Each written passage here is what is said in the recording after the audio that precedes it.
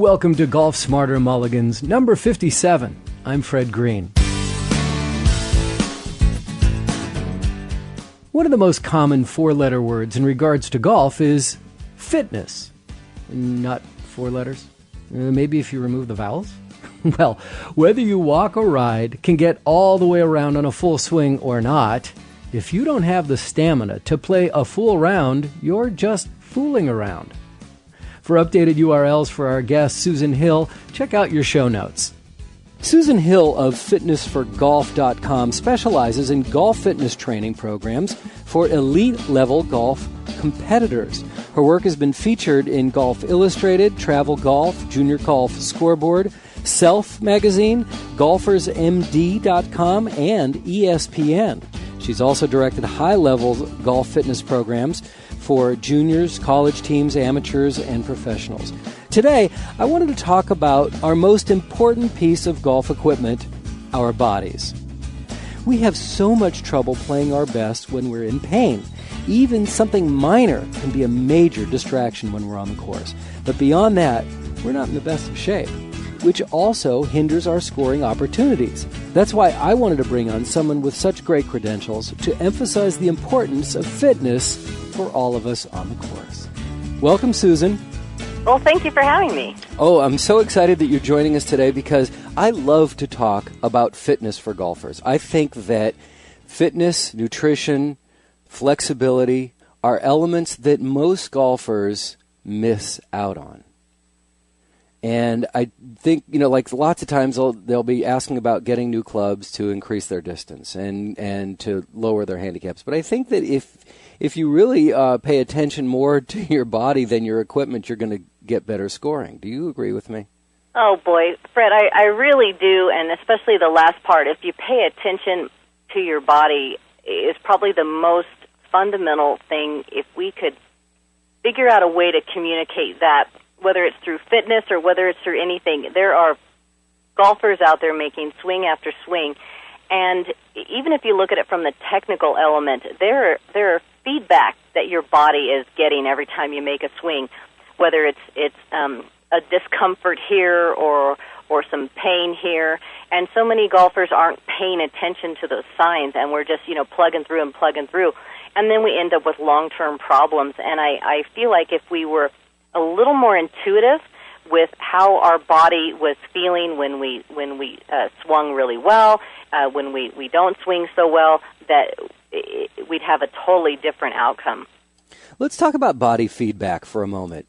That's an interesting concept. You paying attention to your body while you're playing and getting feedback, does it tell you things that maybe you can adjust while you're out there, or it's something you should be working on in between rounds? Well, I'll tell you, I don't know if this answers your question directly, but it's something that's so important to me, and I cannot get over how important it is and how few people know. I had an actual professional golfer at my facility, or down at the driving range, and this person was playing on the LPGA tour and had been playing for many years and has been playing their whole life. And they have felt certain tightness, but, they don't know, since they've always felt that as long as they can remember, they don't know how to differentiate it from other things. But it was interesting in watching their body is that the person took a couple of swings, and it was quite obvious that they were having difficulty in their backswing. You could see, and maybe this is, again, where being in the business and knowing what to look for, but you could see actual tightness in their mid-back, and that they were actually stopping in their swing. And so we literally just stopped right there, did a handful of stretches, and just really focused on that mid-back, which was so tight. And within 5 minutes, the woman I was working with started hitting it 15 yards further.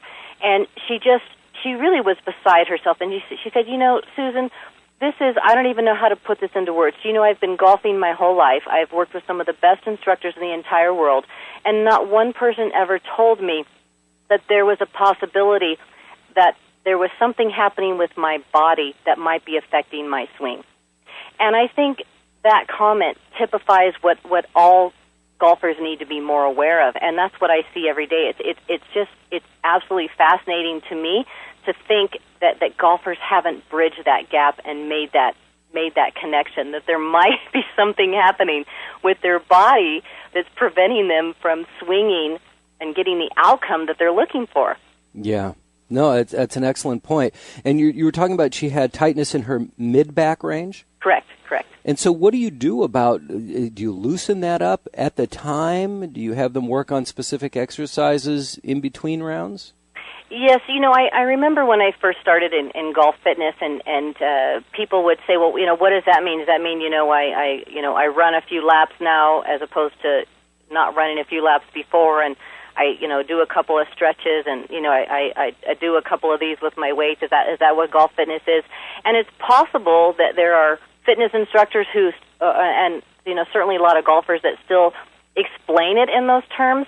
But to me, golf fitness is very targeted. If you hired me, Fred, and you said, I'm struggling with this component of my game, if I can't come and specifically give you exercises or stretches or nutrition or something to specifically change that, then I don't really feel like I've done much of anything for you. And in my business, that's what I get paid for, is results. So when we talk a lot about the golf swing, the most important thing is to get better. How do we get better when we're trying to improve our game? And that's to have very specific, purposeful, targeted exercises, drills, and exercise fits just like that from my perspective. So anything that we can do to make it really specific to the issues of that golfer gets the best possible outcome for them in the shortest period of time. Before we leave on this conversation, I want to get some exercises from you. Would like to get a couple, actually. I'd like to get some of your favorites for a pre-round and for a post-round, and then even for some during your round. Can we do Sure. that? Okay, great. But I want to now talk about when a person is working out, and we're not even close to being at the off season yet, but we should start thinking about what we want to work on in the off season for many people who don't get to play at that time.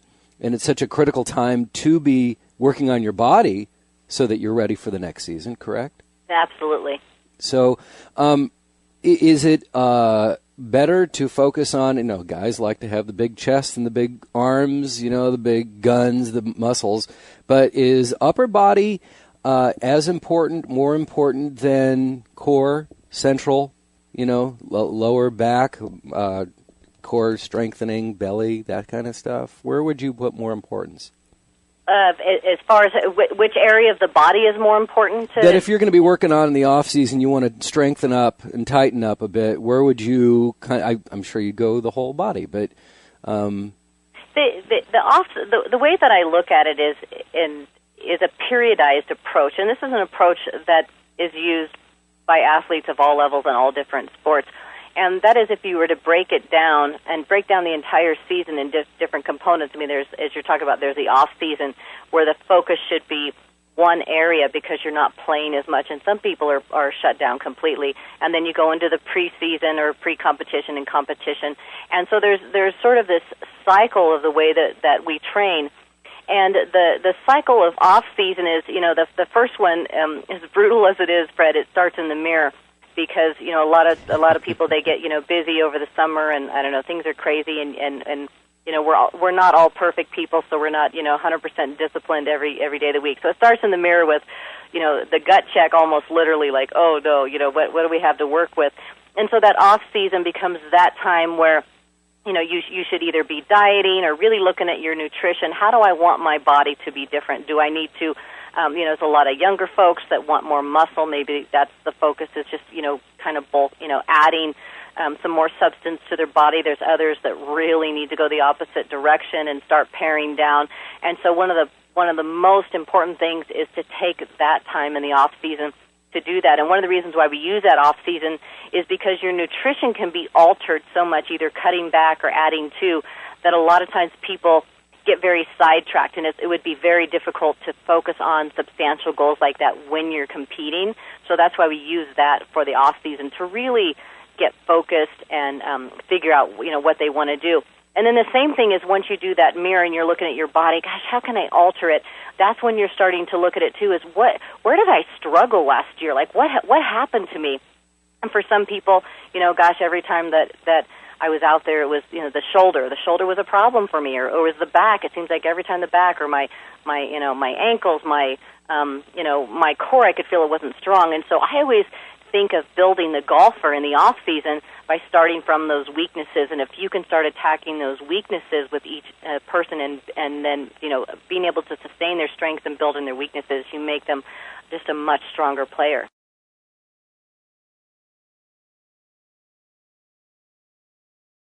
In your bio, you talk about, it mentions that you work with elite-level golf competitors.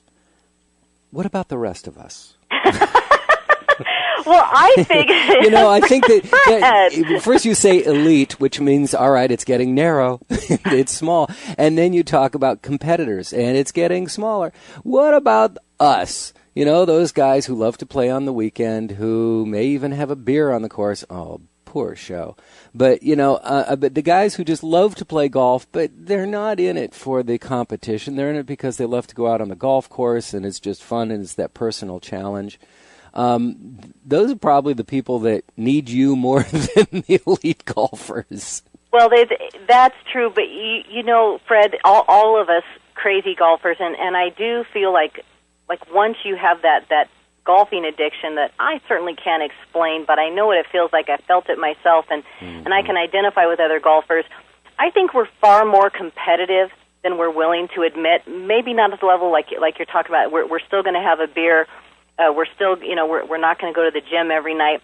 And sometimes it is so much fun to make changes and show even one or two things for, I guess you call them, I call them recreational competitive golfers, because they're not competitive like, wow, I'm really serious about this.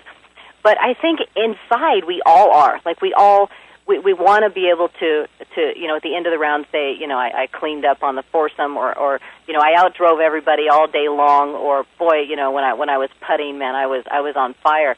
Everybody wants that feeling, but the question is, what are they willing to do to get it?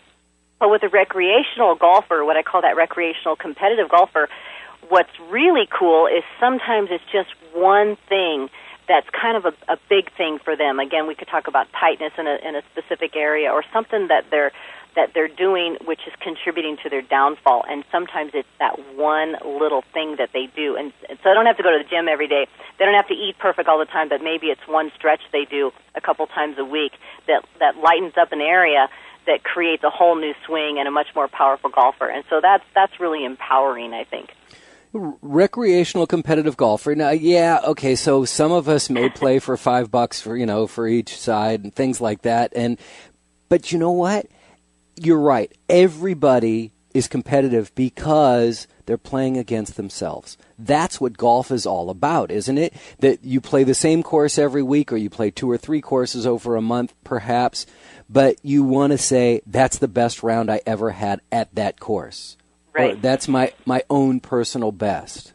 Right? So you really are, you can compete against anybody you want, but it doesn't matter. You're always competing against yourself. You are, but I think there's also that element. It's that funny element. I've got girlfriends that I would be playing all the time, and I had this one gal friend that she would come out and she would outdrive me every time, and it just really ticked me off because I'm a better. I make lots of mistakes. I'm not investing. A ton of time. I'm working full time in the golf business as well as golfing on the weekends. But it bothered me because I knew she didn't play nearly as much as I did. She didn't have access to the information that I have. And darn it, if every time we got on the tee, she didn't outdrive me. And so there's all of those little, I don't know if they're ego things, they're golf things, they're just crazy things. But I think those are the things that drive us crazy. We get out there and we want to. We want to be better, but it's that, what are we willing to risk, what are we willing to really invest in it. But at some level, don't you think? Absolutely. Oh, absolutely. And I just love hearing, it's like, she outdrove me. Yeah. Yeah. You can tell it still bothers me today. Absolutely. I love that. And but when you outdrive somebody, it's so cool. It's so much fun. With what I see a lot with men and the same type of thing. There's nothing more humbling when you've been golfing a long time and you feel like you got a game and you got the deal, and let's say you've got a threesome and they put some young junior that's, a quarter of your size, or some kid that looks like, he's 100 pounds soaking wet. And he comes and, joins the foursome, and he outdrives you, and everybody's sitting there going, how is this happening? There's no reason for this to happen. And so golf can be very humbling that way. Sometimes it's, when I worked at one of the junior academies, they had all these young growing men or young growing boys with egos, and it was the young Asian girls that were out driving them, and they couldn't speak English, but they were going 40, 50 yards past these older boys, and that's golf. Absolutely, but when their middle name is Gumby, they're so flexible. You see these kids, like you said, that when they're 100 pounds soaking wet, but they can get so much torque on their body, and when you're getting into your 40s and 50s, and that's not an easy thing to do. Well, that makes a lot of sense. Now, what we have to do is remind people who are in their 40s and 50s that you can become flexible, right? Absolutely, and every day I'm aging as well. We all are, and I've found myself, and when I'm traveling a lot, I'm tighter. Everybody's got circumstances or situations, but the important thing to remember is it's never beyond you. There's always something that you can do which is proactive. There's something that you can do in the moment, something that you can do that only lasts a couple of seconds or a couple of minutes. It's such a small investment that can have such a huge impact. And if people can remember that instead of, what you hear most people say is, oh gosh, I don't have the energy for that, I don't have the time for that, I wouldn't know what to do if I did, I'm too old for that, my body doesn't do that. Well, you'd be surprised what your body can do when you, remind it what needs to get done. Mm-hmm. Mm-hmm. And I'm not trying to be ageist here at all when I mention people in their 40s and 50s, because you folks in your 30s, you haven't figured it out yet. I mean, you're starting to see that these young pups who are coming in that are 100 pounds soaking wet, that your body can't do that anymore. You're starting to realize it. But I don't know what it was. But when I hit 40, and I do remember that, but when I hit 40, all of a sudden, those little aches and pains lasted a whole lot longer than they did before. I couldn't believe how long it took to recover from aches and pains. That may be, and those are all the things, say training for 40s, 50s, 60s, whatever age you want to choose. But I can tell you with absolute certainty in my experience and from what I have personally seen is when somebody tells me their age, that means almost nothing relative to their fitness, because I can tell you that I have been around 20-year-old kids or young adults who I have to train like they're 60, and I've had 60-year-old men that I train like, the young men I train in their 20s. So it's all relative to, what you normally do, how you push yourself, how you present yourself, and what you want out of it. Anything is possible, absolutely anything. Well, it's so true, because how many times you hear older people going, boy, I really wish now I could go to college, because I would really appreciate it. Spending that time where younger people are like, I got to get out of here. No problem with that. But it's true. This generation of young people coming up, physical fitness doesn't seem to be as important on an overall basis as it did for when we didn't have our life so structured as children when I was growing up. Right.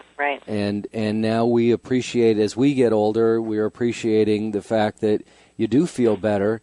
What is it? That 60 is the new, or 40 is the new 60. I don't know, something like that. But people are in better shape now as they get older. They're trying to, in some I can never I love that. I love that saying, and I've tried to repeat that just like you, and I can never get it quite right. But 60 is the new 40. Yes, thank you. It's such a true statement. As how much of it is a state of mind.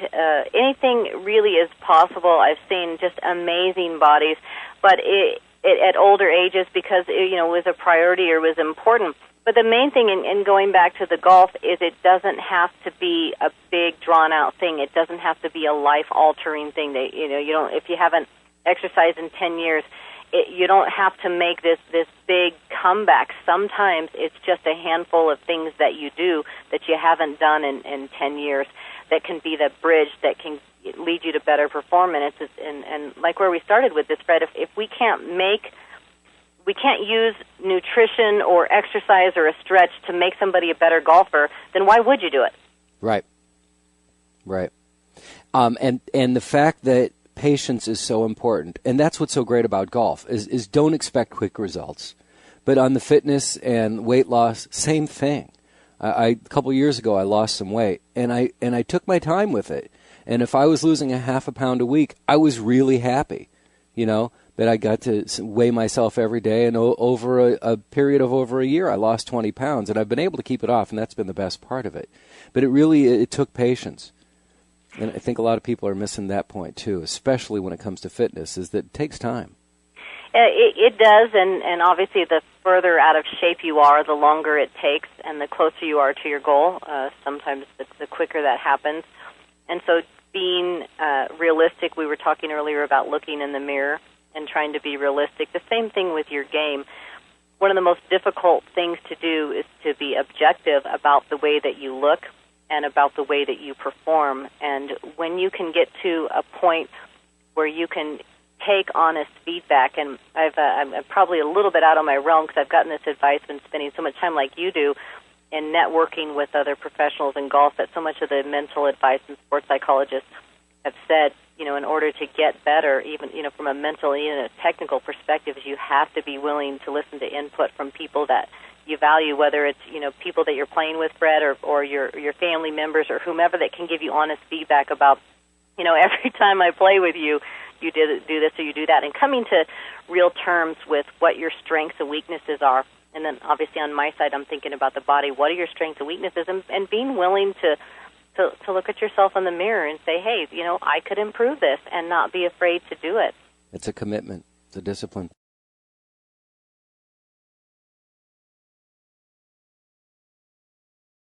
I need for you to either give me a solution or an anecdote for a line that I hear frequently on the golf course, and I generally hear it around the 15th, 16th hole, maybe even 14th sometimes on a hot day, but I hear people say, the wheels are falling off. I hear that all the time as well, and it always comes down to two very simple things, and one is it's either nutrition or it's conditioning. There's a lot of people that do not have the conditioning, and that's just, the wear and the tear, that's about the time it happens. So being able to increase their level of conditioning can really help. In the majority of cases, I think most people are surprised to find out it's actually nutrition related. And this is what I spend so much time working on golfers with. That's probably, as we're gravitating towards exercise, golfers are still just completely in the dark and totally confused about what they should be eating and what they should be drinking prior to a round. And there's definitely foods and drink that people are taking in, golfers are taking in at the beginning of the round, which is creating, what they feel like is a sugar rush or an adrenaline rush. And it's the same foods that there's creating that rush that's zapping their body of all of that energy at almost exactly that time, which is creating that. It's almost like you just, like you said, you show up on one hole and say, what the heck just happened? Because I feel like I'm, I don't have any energy. Like, where did it go? It was there 5 minutes ago. And nutrition can do that to you. So eating before the round, in the middle of the round, during the round, all through the round, what would you recommend? Well, the question I get asked all the time is, and this is, what can you put in your bag, obviously, because some fruits are going to work, and a lot of people can use fruit, but everybody's looking for that thing that doesn't melt. And that food that is portable, because we don't have refrigerators, we're not carrying all this stuff with us. And what I consider my single most important food that I recommend to all of my tour players is peanut butter pretzels. I love peanut butter pretzels because they have protein, carbs, and a little bit of fat.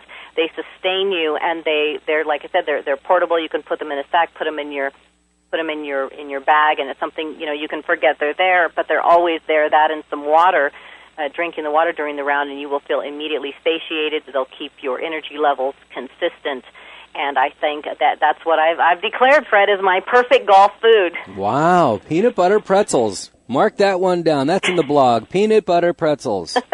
Okay, peanut butter. Okay, but like these energy bars too, and the Cliff bars, and I forget the other one what they're called. I remember Cliff bars, but are those the type of things? I love seeing when people get one of those from the cart girl, or they pull one out of their bag. It's gone in 2 bites. It's like boom, boom. Okay, I've just eaten my energy bar, as opposed to taking a bite on this hole, taking another swing, taking another bite. Make it last a little bit. Does that make any difference?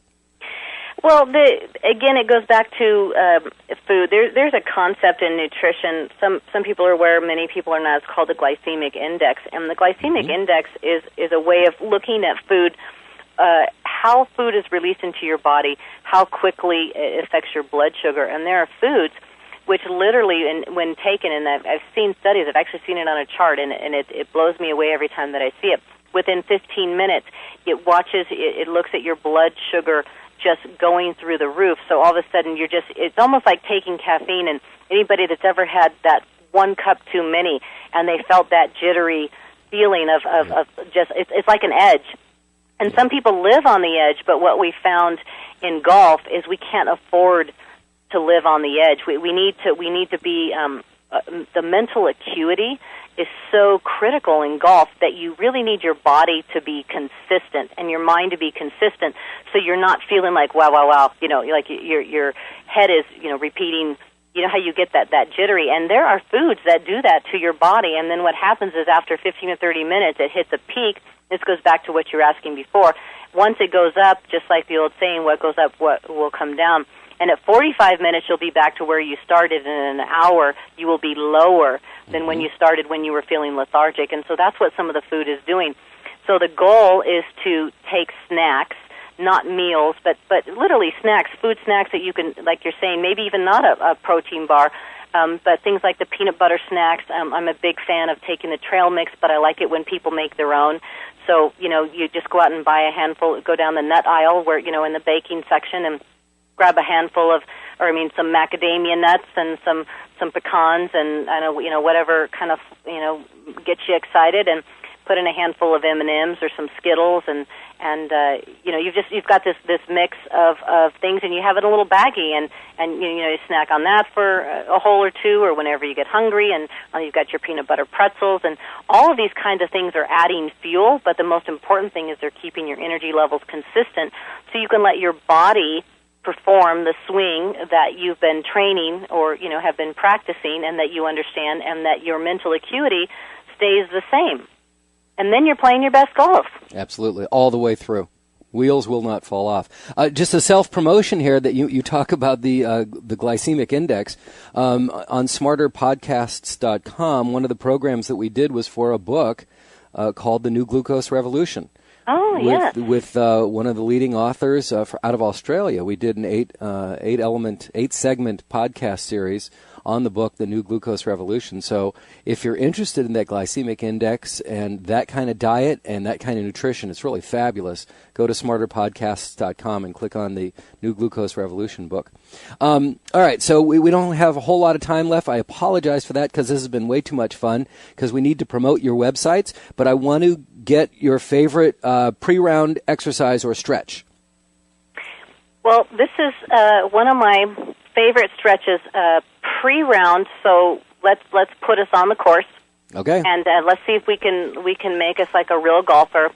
So we woke up and either we're retired, in which case retirement is still a whole bunch of fun, and we're really busy and you're behind schedule and everybody needed you to drop off something somewhere and things to happen, and you've been on the phone, and so you were going to take all this time to stretch and get all ready, and as always, that time disappeared. So now you're in the car, and you're trying to remember if you've got your shoes or not. You're pretty sure your clubs are all set, and you're en route. You're looking at your watch because now you're thinking, oh gosh, there's just all this time has evaporated. So you get to the golf course, and you're going to hit a handful of swings, and then you are on. It's all you. And so you head out to the range, so we're just going to start with one of my favorite stretches. And as I was talking about the mid-back, as it turns out, the mid-back is one of the tightest areas on all golfers, which is really crazy. So let's see if I can just walk you through this really quick. I'm going to do it. You're going to do it? Yeah, I'm here. I'm standing up. All right, Fred, let's go. You've got your feet about shoulder width apart. Got it. And then from where your hips are, you're going to bend slightly forward. Your upper body is bent slightly forward. And so you're leaning, over the top of your lower body with your feet shoulder width apart. You're going to place your left hand on top of your head, and so your elbow is extended straight out. Okay. And the elbow can't be folded down, and I don't want the elbow up too high. The elbow just goes straight out. And then all you're going to do is lift and turn your elbow up and away from your lower body. Oh, that's good. So oh, I like that.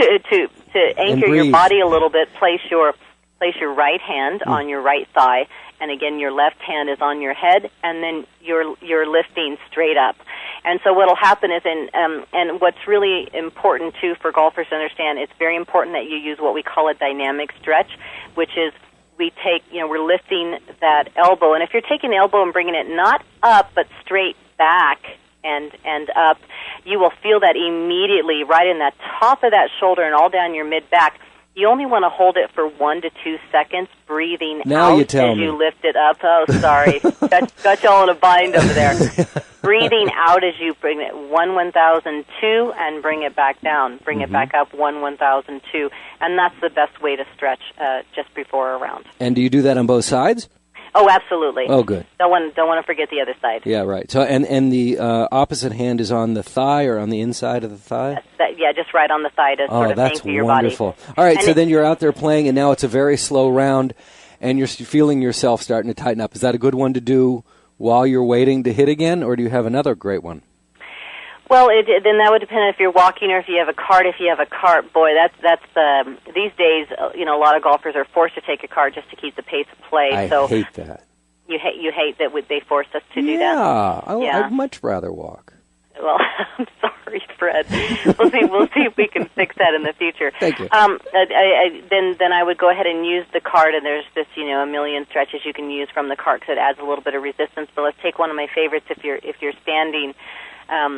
If you're standing next to the car, you're facing the driver's seat and the steering wheel. Just place your right foot with your toe pointed up on top of the cart, the bottom of the cart, and your left foot is still on the green, waiting so patiently.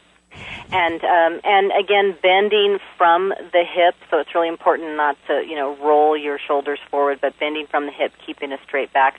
Just bending into, so basically we're performing a hamstring stretch. Mm-hmm. And when we talk about the mid-back, the other thing that's a huge problem for golfers is the tightness in their low back. I read a statistic some time ago. It was like 80% of all golfers will have low back pain. Mm-hmm. One of the primary reasons for that is tight hamstrings. Mm. So a lot of people are saying, I've got a low back problem, I'm going to stretch my low back when they should be stretching their hamstrings. So just go ahead, plop that foot up there with the toe pointed up, go down until you feel slight tension, not pain, and it's easy to find pain with a really tight golfer, so that's not the goal. We're trying to relax and be patient.